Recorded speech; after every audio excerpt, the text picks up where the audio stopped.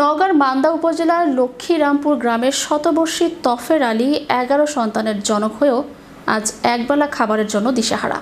সন্তানদের ঘরে ঠাঁই না পেয়ে জরাজীর্ণ কুঁড়ে ঘরে মানবেতর দিন কাটাচ্ছিলেন তিনি। বিভিন্ন গণমাধ্যমে তার অসহায় জীবনের সংবাদ প্রকাশের পর বিষয়টি নজরে আসে বিএনপির ভারপ্রাপ্ত চেয়ারম্যান তারেক রহমানের।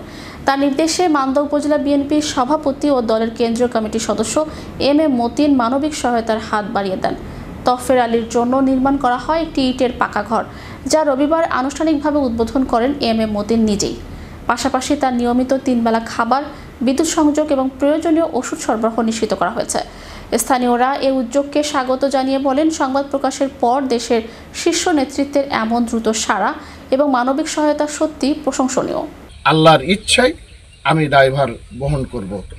এই তাগিদ রয়েছে সমাজের কল্যাণ করবার, মানুষের কল্যাণ করবার এবং অসহায় দরিদ্র নিপীড়িত মানুষের পাশে দাঁড়াবার জন্য।